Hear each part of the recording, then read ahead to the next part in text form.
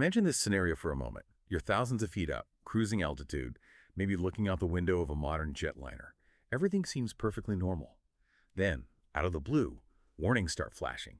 Systems that seem completely unrelated start glitching. An engine sputters, maybe another follows. And that critical backup power you just assume will kick in. It doesn't. Now, what if that wasn't just terrible luck, not random failures, but something, coordinated, something, using the plane's own advanced technology against it? Welcome to the deep dive. Today we're exploring exactly that, the really complex and maybe a bit unsettling world of cyber-physical risks in modern aviation. We'll be looking specifically at how the sophisticated digital systems in aircraft, like the Boeing 787 Dreamliner for instance, could, at least theoretically, be manipulated to cause this kind of cascading failure. To help us understand this, we're drawing from two really interesting sources today. One's called Interlinked Engine and APU Failure Scenarios, and the other is titled, Is It Possible to Spoof a Boeing 787? Exploring the cyber-physical risks in modern avionics. Yeah, and our goal here really is to shed some light on how a very sophisticated, very targeted cyber attack could potentially work. We're talking about using something called sensor spoofing and exploiting the interconnectedness of all these systems on board, how that might lead from, say, an engine shutting down to maybe another one following, and even crucial backups failing to start. We want to show you why this isn't just, science fiction anymore. It's a really critical area that aviation safety needs to grapple with. Okay, let's definitely unpack that term first. Spoofing. It sounds kind of like something from a spy movie, doesn't it? What does it actually mean in an aviation context? It does have that ring to it, but yeah, the sources define it pretty clearly. In aviation cybersecurity, spoofing is essentially the deliberate sending of false sensor signals or fake data. The whole point is to mislead the aircraft's onboard systems, to trick them. And the practical effects, well, they could be significant. If you feed false information, you could potentially cause critical components to make the wrong decisions. We're talking flight management computers, the FADEC, that's the full authority digital engine control, even things like GPS or GNSS for navigation. Or imagine tricking the altitude sensors, the LRRA, the low-range radio altimeter, making the plane think it's much higher or lower than it actually is. Wow. That's quite concerning. So why the focus on the Boeing 787 Dreamliner specifically in these discussions? What makes it such a key example for this kind of risk? Well, the 787 is a good case study because it's really one of the most digitally advanced airliners out there. It's built around what's called the Common Core System, the CCS. Think of it as the plane's central computer network, using an Ethernet-based architecture, very different from older designs. Plus, you've got fly-by-wire controls computers interpreting the pilot's actions, the FADEC engine controls we mentioned, real-time data links to the ground via satellite, even automated switching for power and hydraulics. It's incredibly integrated. And that's the key point, really. All these amazing innovations, they boost performance, efficiency, sure, but they also create these incredibly complex interdependencies. And that means, theoretically, just one well-crafted, spoofed sensor input hitting the right spot at the right time could potentially trigger a whole chain reaction of failures. So it's not really a weakness in the traditional sense, but more that its very sophistication, its interconnected nature, creates this potential vulnerability. You're tricking it, not breaking it. Exactly. That's a great way to put it. It's not about finding a bug in the code necessarily. It's about exploiting the system's inherent trust in its sensor data. The system does exactly what it's supposed to do based on the input it receives. If that input is fake, but looks real enough, well, the system follows its programming, potentially towards a dangerous outcome. It's following rules perfectly, just based on false premises. Right, that distinction is crucial. It's not malfunctioning, it's being misled. Okay. So this is where it gets really, really interesting and maybe a bit scary. Our sources suggest that spoofing, done with enough sophistication, isn't just about confusing the plane, it could potentially lead to engine failures. Actual power loss. What specific parts are vulnerable here? The sources point to a few key sensors that, if spoofed, could impact the engines. There's the total air temperature sensor, the TAT, the low-range radio altimeter, LRRA, also the sensors measuring engine speed, RPM, that's N1 and N2, and of course navigation systems like GPS or GNSS, which provide data used by various systems. Feeding false readings from these could potentially trick the FADEC, the engine controller, or other systems into taking inappropriate action, like shutting down an engine. And it's important to circle back to that point about system design. Safety-critical psychomer, like the FADEC logic or the flight control laws, is built to incredibly high standards. DO-178C Level A is often mentioned. It's designed to be extremely robust against direct modification, against hacking in the traditional sense. But spoofing, It sidesteps that. Okay. It doesn't need to change the rules, just change the information the rules are applied to. Precisely. The system follows its safety logic perfectly, but based on fabricated inputs that make it think there's a dangerous condition requiring shutdown.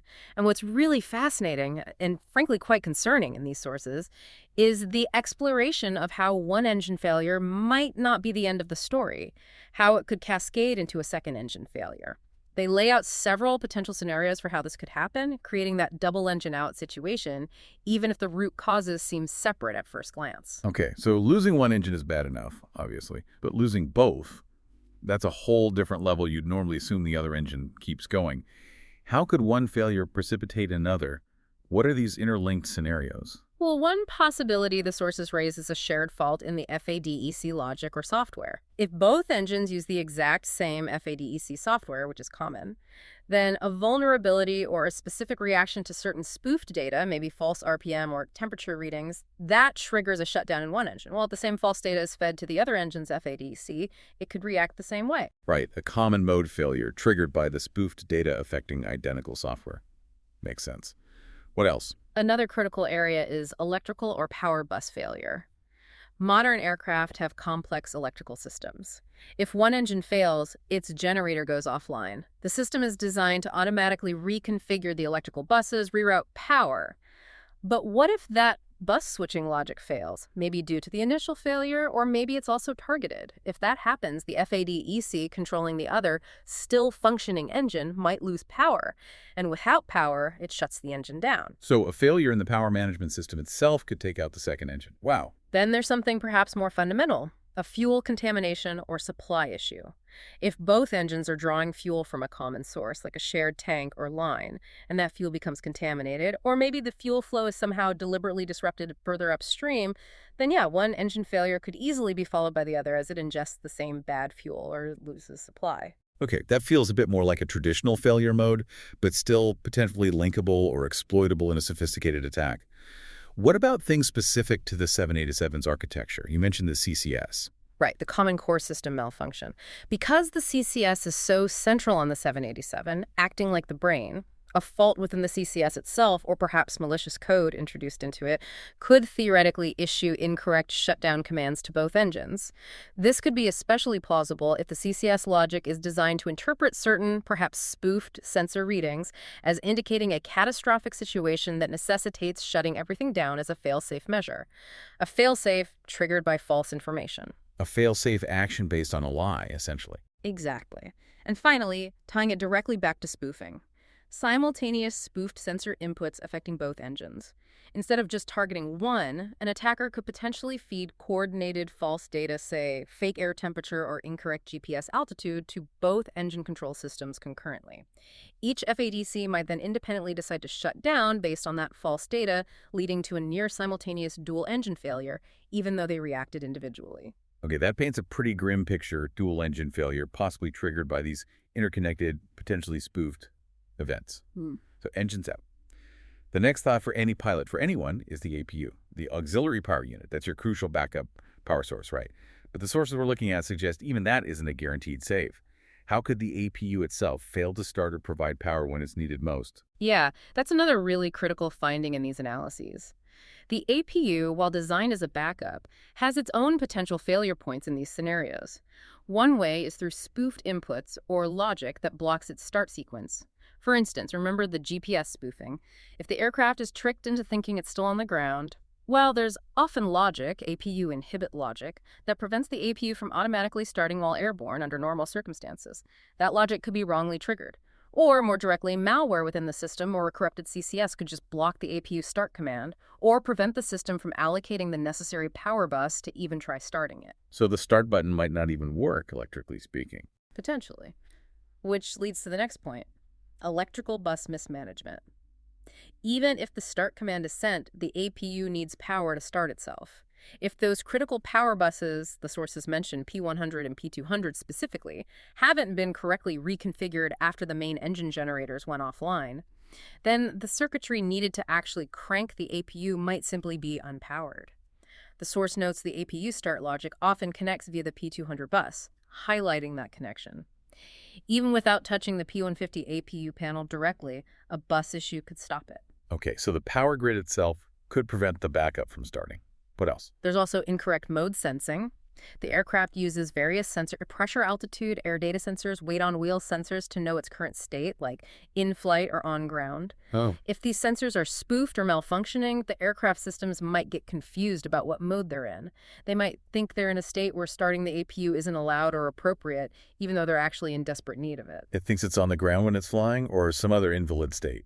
Something like that. And finally, even if you overcome all that, even if the APU starts spinning, its generator might remain offline or unavailable. Just because the APU turbine is running doesn't guarantee it's producing usable electrical power. The electrical control logic governing the generator could be compromised, or the generator system itself could be damaged or disabled as part of a broader attack. So you get the noise, but not the juice. So you could have the APU running, but still no power coming online. It's a possibility outlined in these failure chains. And when you put all these pieces together, the dual engine failure, then the automatic deployment of the RAT, the ram air turbine, that little emergency propeller, followed by the APU failing to start or come online, leading potentially to total power loss. That sequence, that chain of events, aligns disturbingly well with what you might expect from a highly coordinated, sophisticated spoofing or cyber sabotage attack. And the consequences of that total power loss scenario, they're profound. Losing fly-by-wire control because the computers don't have power, especially if key buses like P100, P200, or the P150 APU panel bus go dark, it's a chilling thought. And you mentioned the source tentatively links this type of potential failure chain to real-world incidents being investigated, like AI-171, even though no conclusions are drawn. It just highlights that these aren't purely abstract academic exercises. Absolutely. It grounds the discussion, which naturally leads to the question, who could even do something like this? What kind of actor would have the capability? Yeah, that's a huge question, because this sounds incredibly complex. What do the sources say about the required capability level? They're pretty explicit about it. Given the immense coordination needed, the deep, intricate knowledge of the aircraft systems, the potential need for access, the assessment is that this kind of operation likely falls into the realm of state-level actors, or perhaps very well-funded and sophisticated intelligence-backed groups, not your average hacker. So nation-state level resources, potentially. That seems to be the implication. The indicators listed really point that way. Things like needing potential access deep within the supply chain, maybe to compromise components before they're even installed, needing a very thorough understanding of aviation software standards like DO-178C, requiring sophisticated radio frequency spoofing capabilities, ground to air, and, importantly, the sources suggest the motive might be covert sabotage, not something like ransomware or a public attack. No obvious fingerprints left behind, just an unexplained catastrophic failure. Silent disruption. Okay, so given these potential threats, even if they require very high-level actors, what's the path forward? What can be done to protect these advanced aircraft? What do sources recommend for aviation safety? Thankfully, they don't just raise the alarm. They do propose countermeasures. A key one is enhancing sensor cross-validation logic, making systems smarter about comparing data from multiple different sensors to spot anomalies or inconsistencies that might indicate spoofing, developing specific spoof detection algorithms for vulnerable inputs like GPS, the radio altimeter, LRA, and air temperature, TAT, algorithms designed explicitly to look for the telltale signs of fake signals. Building smarter digital immune systems, in a way. Kind of, yeah. Also, hardening the systems themselves. Secure FADEC firmware that includes intrusion detection capabilities, making sure critical software update pathways are air-gapped and isolated, meaning updates aren't done over potentially insecure networks, but through controlled offline processes. Physical security for digital updates. Exactly. And on the human side, enhancing pilot training specifically for these nightmare scenarios, flying on R8 tower only, handling degraded fly-by-wire controls, making sure crews can react effectively if the automation is compromised. So technical fixes, process changes, and human factors all play a part. They have to. And the overall message, the big call to action from these sources is really fundamental. It's that aircraft like the 787 and others following suit are essentially complex flying data centers. Cyber-physical attacks aren't just theoretical anymore. They need to be treated as real potential safety threats, right alongside traditional concerns like engine reliability or structural integrity, Regulators, manufacturers like Boeing and Airbus, airlines, they all need to really embrace this. Treat spoofing and avionics manipulation as serious risks. Implement things like zero trust principles, don't automatically trust data, even internally. Build better ways to investigate anomalies that might be cyber-induced. It's about building true cyber resilience into aviation. It really reframes the challenge, doesn't it? This deep dive has certainly highlighted how interconnected everything is on these modern machines and how that creates both incredible capability and potentially new kinds of vulnerability. We have to think beyond just mechanical failures now. We absolutely do. And it leaves you with a pretty profound thought, I think. As our aircraft become ever more automated, more reliant on software and data, more connected, how do we ensure that technology continues to enhance safety? How do we prevent the very systems designed to protect us from becoming vectors for new, unprecedented risks? What does airworthiness truly mean in an age of invisible cyber threats? That's the ongoing challenge.